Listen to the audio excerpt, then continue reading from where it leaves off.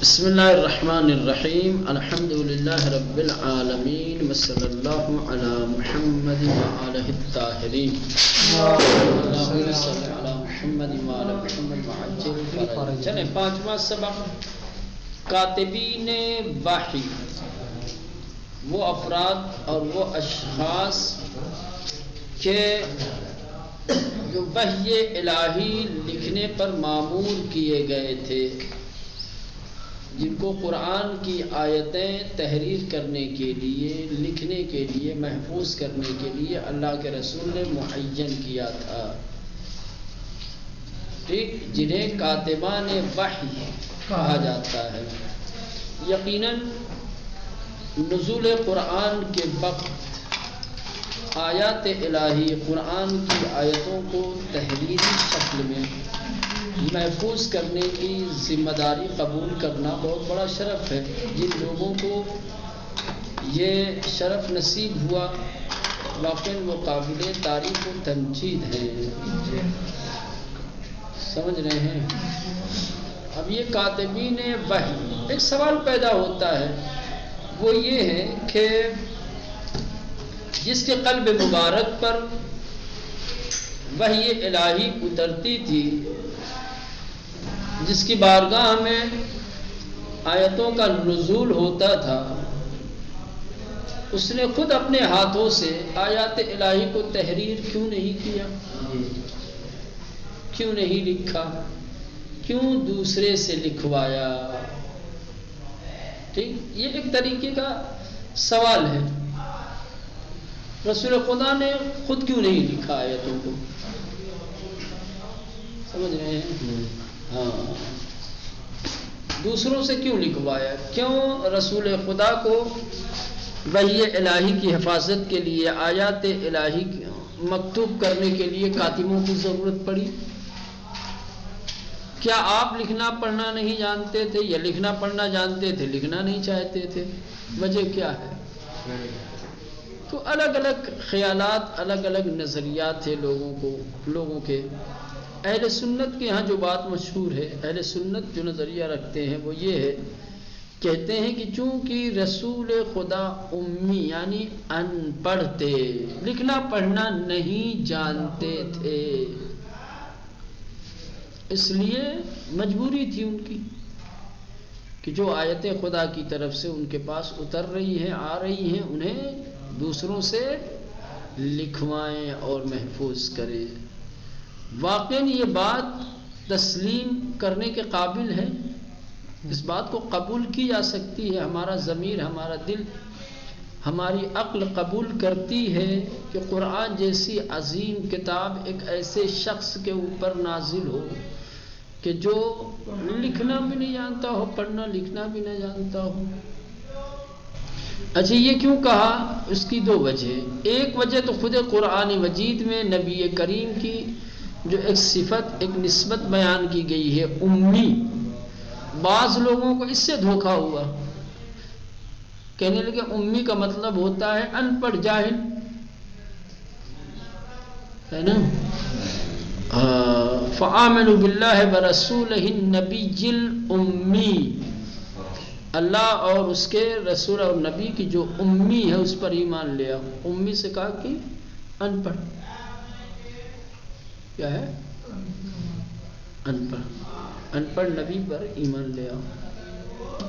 تو ایک قرآن میں یہ جو لفظ امی آیا ہے، بعض لوگوں کو اس سے دھوکہ ہوا، ٹھیک، اس کا صحیح معنی، اس کا صحیح مفہوم نہیں سمجھ پائے اور اللہ کے رسول کو بغیر پڑھا لکھا بتا دیا. ٹھیک. دوسرے خود رسول خدا نے اپنی زندگی میں اور اپنی حیات میں لکھنے پڑھنے کا کام نہیں کیا. کسی نے کبھی دیکھا ہی نہیں تھا لکھتے پڑھتے. تو جب کسی نے دیکھا نہیں کبھی لکھتے ہوئے، کبھی کچھ پڑھتے ہوئے، تو اسے یہ اندازہ لگایا کہ ان کو لکھنا پڑھنا نہیں آتا. سمجھ رہے ہیں؟ تو کہہ دیا کہ یہ ان پڑھ ہے. تو یہ دو چیزیں سبب بنی. خود ایک قرآن مجید کا لفظ امی جو رسول کے سلسلے میں آیا ہے، اس کے صحیح اور حقیقی معنی سے ناواقفیت اور ناآگاہی کی بنیاد پر لوگ سمجھے کہ اللہ کے رسول پڑھے لکھے نہیں ہیں، کیونکہ قرآن نے انہیں امی کہا ہے، کہتے ہیں امی کہتے ہیں ان پڑھ کو. ٹھیک. دوسرے باقاعدہ جو لوگ اس زمانے کے تھے نبی کریم کی حیات اور زندگی میں، جو آپ کے اصحاب و انصار تھے، جو ساتھی تھے، انہوں نے کبھی آپ کو لکھتے پڑھتے، کچھ لکھنے کی ضرورت ہوتی تھی تو دوسروں سے لکھواتے تھے.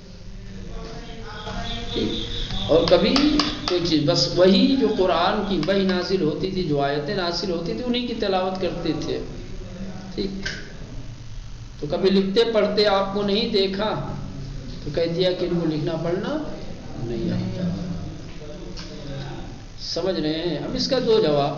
پہلا جواب تو یہ کہ ہاں لکھنا پڑھنا نہیں جانتے تھے یا لکھتے اور پڑھتے کبھی دیکھا نہیں. فرق ہے. اگر آپ نے کسی کو کبھی لکھتے پڑھتے نہیں دیکھا تو اس کا مطلب یہ نہیں کہ لکھنے پڑھنے کی صلاحیت نہیں اس کے اندر. بہت سارے افراد ایسے ہیں جن کے اندر لکھنے پڑھنے کی صلاحیت ہے لیکن انہیں لوگوں نے نہیں دیکھا. تو کسی کا لکھتے پڑھتے نہ دیکھنا وہ اس بات کی دلیل تھوڑی ہے کہ اس کے اندر لکھنے پڑھنے کی صلاحیت نہیں ہے. کسی کو لکھتے پڑھتے نہ دیکھنا اس بات کا لازمہ نہیں ہے کہ اس کو لکھنا پڑھنا نہیں آتا. ایسا بھی تو ہوتا ہے لکھنا پڑھنا جانتے ہیں لیکن لکھتے پڑھتے نہیں. سمجھ رہے ہیں؟ اور ایک اس سے بڑا سب سے بڑا جو ہے جواب جس کو علامہ طباطبائی نے دیا ہے، صاحب تفسیر المیزان نے، وہ کہا ہے کہ دیکھو لکھنا پڑھنا تعلیم یافتہ ہونا ایک کمال ہے اور اس کے مقابلے میں جو جہالت ہے، نادانی ہے، ان پڑھ ہونا ہے، یہ کیا ہے؟ یہ کمزوری ہے، نقص ہے. کون سا ایسا کمال ہے جو اللہ نے اپنے نبی کو نہیں دیا؟ کیا یہ ممکن ہے کہ اللہ علم جیسا کمال دوسرے کو دے اپنے نبی کو نہ دے؟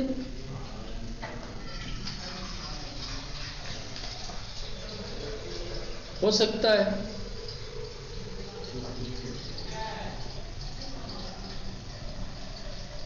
کہ علم جیسی نعمت، علم جیسا کمال دوسروں کو تو اللہ عطا کر دے، دوسروں کو دے دے، اور جو اس کا ہادی ہے، رہنما ہے، جو اس کی طرف سے لوگوں کی ہدایتوں کی ذمہ داریاں لے کر کے آیا ہے، جو کتاب اور حکمت کی تعلیم و تربیت کی تعلیم کے لیے آیا ہے لوگوں تک پہنچانے کے لیے، وہ علم جیسے کمال سے محروم رہے؟ ممکن نہیں ہے. سمجھ رہے ہیں؟ تو بہر صورت یہ سب مسائل ہیں، اس کے بارے میں دیکھیں کیا ہے. دو اشکال اور پیدا ہوتے ہیں. کیا؟ اگر رسول جاہل تھے پھر اپنے آخر زندگی کے آخری وقت میں قلم دعوت کی مانگ، لکھنا پڑھنا اگر نہیں جانتے تھے قلم دعوت مانگا کہ بحث ہے. اور دوسرا یہ کہ اگر رسول جو ہے جاہل سے پڑھنا لکھنا نہیں جانتے تھے نہ، اگر قلم کاغذ مانگنا لکھا پڑھا ہونے کی دلیل ہے تو رک جائے، کسی اور سے لکھوانا تو یہ تھا کہ مطلب یہ تو ملتا ہی ہے کہ رسول نے کہا کہ لاؤ قلم دعوت میں تمہارے لیے ایک ایسا نوشتہ لکھ دوں جس تم میرے یہ تو زندگی کے آخری مرحلے کے بعد ہے نا. صلح حدیبیہ میں صلح نامہ کس سے لکھوایا؟ اس کے علاوہ مطلب یہ بھی نہ. اگر ایک طرف آپ یہ مانتے ہیں، تسلیم کرتے ہیں کہ اگر کوئی کسی سے قلم کاغذ مانگتا ہے تو قلم کاغذ مانگنا مولانا اگر لکھا پڑھا ہونے کی دلیل ہے تو کسی دوسرے سے لکھوانا مطلب ملا جو میں نے دیکھا ہے وہ یہی ہے، ایسا نوشتہ میں لکھ دوں تاکہ میرے بعد گمراہ نہ ہو. کاٹنا الگ چیز ہے، لکھنا الگ چیز ہے. کاٹنے کو تو کوئی بھی کاٹ سکتا ہے. اس کا مطلب یہ پڑھے لکھے تھے جبھی تو وہ جاتے تھے نام کاٹ اور کاٹنا. ظاہر سی بات ہے، اتنا بھی اگر آدمی نہ ہو تو وہ نبی کیسے ہو جائے گا کہ اس کو یہ بھی نہ پتا ہو کہ مثلا بھی کہاں کاٹنا ہے. اگر چلے یہ بھی پیدا ہو سکتا ہے. نہیں دیکھیں ایک چیز اور ہے، ایک اور اہم بحث اس میں جانتے ہیں کیا ہے؟ کیوں رسول خدا کو ان پڑھ، کبھی کبھی رسول خدا کو ان پڑھ دکھا کے نزول قرآن کو یا قرآن جیسی عظیم کتاب کا رسول خدا کی ذات پر نازل ہونا یہ قرآن کے اعجاز کی دلیل بتایا جاتا ہے. یہ بھی کہ اعجاز ہے کہ اتنی عظیم کتاب ویسا. تو کہنے کا مطلب ایک چیز کی عظمت بڑھانے کے لیے دوسری چیز کی عظمت گھٹا کیوں رہے ہو بھائی؟ رسول خدا کو ان پڑھ بتا کر کے، امی بتا کر کے قرآن کا علمی اعجاز ثابت کرنا چاہ رہے ہو، قرآن کی عظمت کو بڑھانا چاہتے ہو، کیا تمہارے پاس کوئی دوسرا راستہ نہیں ہے؟ کیا تمہارے پاس دوسرا راستہ نہیں ہے کہ خود ناموس رسالت بھی محفوظ رہے، علم رسالت بھی اپنی جگہ پہ، علم رسالت کا کمال بھی لوگوں کے سامنے تم پیش کرو اور قرآن کا علمی اعجاز بھی پیش کرو؟ رسول خدا کی منقصد کر کے، ان کو جاہل دکھا کر کے، قرآن کے علمی اعجاز کو بیان کر کے تم کیا ثابت کرنا چاہتے ہو؟ پھر اعتراض اپنی جگہ رہے گا نا رسول خدا کی ذات پر. چلو قرآن کی عظمت بڑھ جائے گی، ہم مان لیں گے کہ چلو بھائی قرآن واقعی بہت بڑی کتاب، اللہ کی کتاب ہے، معجزہ ہے، تمام علمی ذخائر اس کے اندر موجود ہیں. لیکن پھر بھی سوال رہے گا یار اتنی علمی کتاب ایسے جاہل انسان کے اوپر اللہ نے کیسے نازل کر دی؟ چلیں، پیغمبر اسلام بظاہر لکھنا پڑھنا نہیں جانتے تھے اور نہیں اپنی قوم میں ایک پڑھے لکھے شخص کی حیثیت سے جانے جاتے تھے، چونکہ لوگوں نے آپ کو کبھی بھی کچھ لکھتے یا پڑھتے ہوئے نہیں دیکھا تھا، لہذا آپ کو امی کہا کرتے تھے. قرآن مجید نے بھی آپ کو اسی لقب سے یاد کیا ہے. البتہ قرآن میں لفظ امی کا رسول خدا کے لیے آنا شاید ہو سکتا ہے کہ قدرت نے اس لفظ کا انتخاب اسی لیے کیا ہو کہ سماج اور معاشرے کے لوگ اسی نام سے پکارتے ہیں میرے حبیب، میں بھی اسی نام سے پکارتا ہوں. مقصد شاید جو ہے ان پڑھ بتانا، جاہل بتانا نہ ہو. ٹھیک، یہ بھی ہو سکتا ہے. بہر صورت تو یہاں آیہ کریمہ سورہ اعراف کی آیت نمبر 158 فآمنوا، بس تم سب ایمان لے آؤ، باللہ ورسولہ، اللہ اس کے رسول پر، النبی الامی، کی جو امی پیغمبر ہے. عربی زبان میں ام کا مطلب ماں ہوتا ہے اور امی جو ماں کی طرف منسوب ہو اس شخص کو کہتے ہیں. ماں کی طرف جو منسوب ہو اسے امی کہتے ہیں. تو کیا رسول خدا ماں کی طرف منسوب تھے؟ نہ. شہر مکہ کیا ہے؟ شہر مکہ کو ام القریٰ کہا جاتا ہے. جزیرۃ العرب میں مکے کو مرکزیت حاصل تھی، اطراف میں بہت سارے چھوٹی چھوٹی بستیاں تھے، چھوٹے چھوٹے گاؤں تھے. ان تمام بستیوں میں مرکزی حیثیت کس کو حاصل تھی؟ شہر مکہ کو. اسی لیے مکہ کو ام القریٰ کہا جاتا تھا، بستیوں کی ماں، گاؤں کی ماں.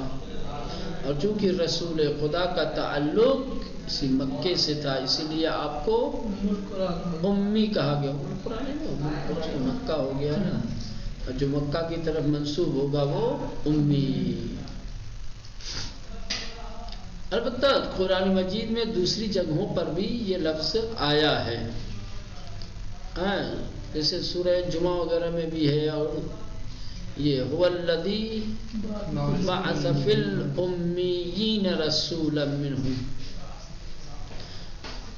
امیین کے درمیان رسول بنا کر کے اللہ نے بھیجا. کس کے درمیان؟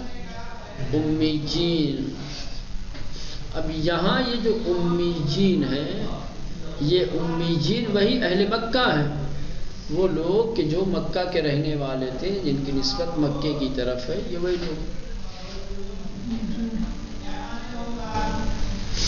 ٹھیک، تو یہ پہلا رجحان ہے اور یہی زیادہ مشہور ہے کہ رسول خدا کو امی جہالت کی وجہ سے نہیں کہا گیا ہے، رسول خدا کو امی مکہ کی طرف نسبت کی بنیاد پر کہا گیا ہے، چونکہ آپ مکے کے رہنے والے تھے اور مکے کو ام القریٰ کہا جاتا تھا، اسی لیے آپ کو کیا ہے امی کہا گیا ہے۔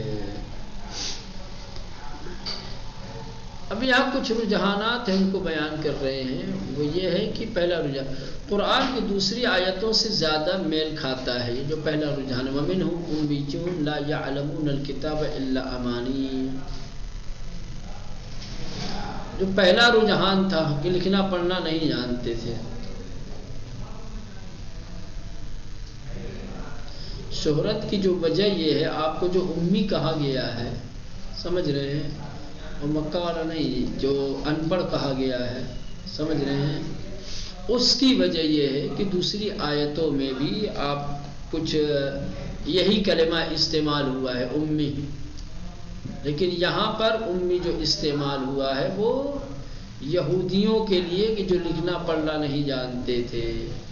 تو جس طریقے سے یہاں وَمِنْهُمْ أُمِّيُّونَ ہے، ٹھیک ہے، یہاں امیون کا مطلب وہ لوگ کہ جو لکھنا پڑھنا نہیں جانتے، ٹھیک، اور اس سے اوپر بھی جو سورہ جمعہ کی ہے نا امیین بتایا، مکے والوں کے بیچ جو وہ لکھنا پڑھنا نہیں جانتے تھے، تو رسول خدا کے لیے جو امی آیا ہے وہ بھی اسی معنی میں ہے کہ لکھنا پڑھنا نہیں جانتے تھے۔ البتہ یہ جو سورہ بقرہ کی آیت نمبر 76 ہے وَمِنْهُمْ أُمِّيُّونَ لَا يَعْلَمُونَ الْكِتَابَ إِلَّا أَمَانِيَّ، ٹھیک، یہاں امیون کے بعد باقاعدہ طور پر اس کی وضاحت کی گئی ہے کہ لا يعلمون الکتاب، یہ لوگ کتاب جانتے ہی نہیں تھے۔ یہ تفسیر ہے خود کلمہ امیین کی، لا يعلمون الکتاب یہ وضاحت ہے، یہ معنی ہے، یہ تفسیر ہے اس کی لفظ امیین کے۔ دوسرا، نہ لکھنا نہ پڑھنا قرآن کی اعجازی کیفیت کے عین مطابق ہے، برخلاف اس کے کہ پڑھے لکھنے کی صلاحیت کا نہ ہونا۔ کہہ رہے ہیں کہ اللہ کے رسول لکھنا پڑھنا نہیں جانتے تھے اور ان کے اوپر قرآن جیسی کتاب نازل ہوئی، یہ قرآن کی اعجازی کیفیت کے مطابق ہے۔ اگر کسی پڑھے لکھے کے اوپر یہ کتاب نازل ہوتی تو شاید قرآن کا اعجاز اس اعتبار سے نہ ہوتا، لیکن ایک ان پڑھ کے اوپر، ایک امی کے اوپر قرآن کا نازل ہونا یہ اس کے اعجاز کی کیفیت کے عین مطابق ہے، نہ کہ پڑھے لکھنے کی صلاحیت کا نہ ہونا۔ یعنی اگر صلاحیت نہ ہوتی لکھنے پڑھنے کی تو قرآن کی اعجازی نہ ہوتا، یہ لکھنا ہی پڑھنا نہیں جانتے ان کے اوپر، بلکہ اشکال کیا جاتا کہ کیا ضرورت ہے ایسی کتاب نازل کرنے کی، سمجھیں۔ لیکن معجزہ تو یہ ہے کہ نہ کسی کے پاس اس نے تعلیم حاصل کی ہے، نہ کسی مکتب میں گیا ہے، نہ کسی نے اس کو لکھتے دیکھا، نہ کسی نے پڑھتے دیکھا، ایسے شخص کے اوپر اتنی عظیم کتاب، یہ خود کتاب کا معجزہ ہے۔ وَمَا كُنْتَ تَتْلُو مِنْ قَبْلِهِ مِنْ كِتَابٍ وَلَا تَخُطُّهُ بِيَمِينِكَ إِذًا لَارْتَابَ الْمُبْطِلُونَ، اور اے رسول آپ اس کتاب سے پہلے نہ پڑھتے تھے نہ اپنے ہاتھ سے کچھ لکھتے تھے، ورنہ اہل باطل شک و شبہ میں پڑ جاتے، اور شاید اللہ کے رسول نے کبھی قلم نہیں اٹھایا یا کسی کے پاس پڑھا نہیں لکھا نہیں، پڑھنے لکھنے کی تو اولت ضرورت نہیں تھی، ایک دوسرے ٹھیک ہے کسی کے سامنے جا کر کے شاگردی اختیار کرنے کی ضرورت نہیں تھی، لیکن کم سے کم لکھنے پڑھنے کی ضرورت تھا۔ اگر لکھتے پڑھتے تو ہو سکتا ہے کہ جو لوگ نبی کریم کے مخالف تھے، جو دشمن تھے، وہ یہ الزام لگاتے کہ بھائی یہ تو پڑھا لکھا انسان تھا، یہ کتاب اسی نے لکھ دی ہے، یہ آیتیں اس نے خود نے بنائی ہے، صحیح، یہ کوئی آسمان سے تھوڑی اتری ہے۔ یہ اشکال کرتے تھے کہ یہ شاعر ہے اور یہ قرآن کی آیتوں لکھ کے لاتا ہے، عرب والے کرتے تھے لشاعر و مجنون۔ وہ بات صحیح ہے، شاعر کے لیے لکھنا ضروری نہیں ہے، شاعر کے لیے شعر کہنا ضروری ہوتا ہے۔ تو شعر کو بھی تحریری ہوتا ہے نا، شعر کو بھی تحریری نہ کوئی ضروری تھوڑی۔ تو خانہ کعبہ پر جو 3 آیتیں لکھ کے وہ ٹانگی تھی وہ تحریری تو ہوئی تھی، وہ دوسرے لکھ کے ڈالتے تھے، ضروری تھوڑی ہوتا تھا کہ جو شاعر ہے وہی اپنے اشعار کو بھی لکھے۔ اس میں بیان کیا گیا ہے کہ 3 عرب کے 3 شاعروں نے اپنے اوپر ٹانگی تھی، جی پھر جو ہے رسول خدا نے جب اپنی لے جا کے ٹانگی تو سب نے اپنی ہٹا دی، اور پھر ایک کلمہ اس میں لکھا اس کے نیچے کہ اما ھذا کلام البشر، یہ کسی بشر کا کلام نہیں ہے۔ بالکل، تو رسول ہی نے جا ٹانگی تھی نا، رسول ہی نے ٹانگنا الگ چیز ہے، لکھنا الگ چیز ہے۔ لکھنے کا بھی مطلب کہیں نہیں ملتا کہ کسی اور سے لکھوایا چاہیے، اتنی تفصیلات تھوڑی ملتی، لیکن ہے کہ نہیں گنجائش کسی اور سے لکھوایا؟ گنجائش چلی وہاں یقین کا یہ بھی تو احتمال پایا جاتا ہے کہ رسول ہی نے لکھی ہے، یہ الگ چیز ہے۔ وہی پھر بھی مثال کے طور پہ نہ لکھا پڑھا لکھا نہ ہونا، یا مثلا کہ جس نے کبھی تعلیم حاصل نہ کی ہو، جس نے کبھی قلم نہ اٹھایا ہو، جس کو کبھی مکتب جاتے ہوئے نہ دیکھا ہو، جس کو کبھی لکھتے پڑھتے نہ دیکھا ہو، اس کے اوپر اتنی علمی کتاب۔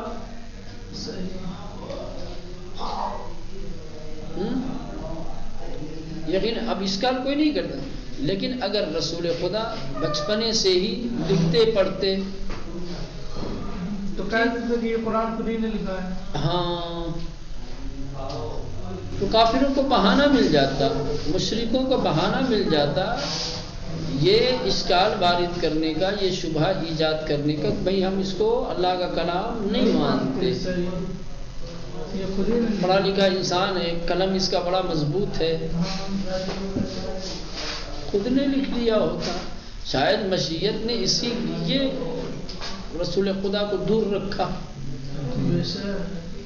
پڑھائی لکھائی سے، تاکہ بعد میں اس طریقے کے اشکالات کھڑے نہ ہونے پائے، بہانہ نہ بنایا جائے نبی کریم کی لکھائی پڑھائی کو قرآن کے وحی الہی نہ ہونے کا۔ نہ قرآن وحی الہی ہے، اللہ کی جانب سے آیا، اس کی دلیل یہ ہے کہ لکھنا پڑھنا نہیں جانتا، لکھنا پڑھنا نہیں جانتا مطلب صلاحیت نہیں رکھتا، الگ چیز ہے۔ کسی نے اس کو لکھتے پڑھتے نہیں دیکھا، اور اچانک اتنی علمی گفتگو، اتنی علمی باتیں، ایسے معارف، ایسی تعلیم تو جو اس سے پہلے کی آسمانی کتابوں میں بھی نہیں۔ یقیناً یہ کلام کہیں سے آ رہا ہے، سورہ اقرا کے شان نزول میں یہ بیان کیا گیا ہے، سورہ اقرا والی میں۔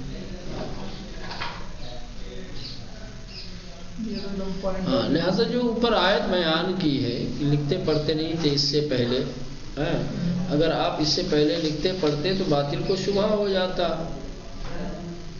لہذا اس بات کی دلیل مل جاتی ہے اس آیت کریمہ سے کہ حضور کچھ پڑھتے لکھتے نہیں تھے، لیکن رسول خدا کا نہ پڑھنا نہ لکھنا یہ ہرگز اس بات کی دلیل نہیں کہ آپ لکھنا پڑھنا نہیں جانتے تھے۔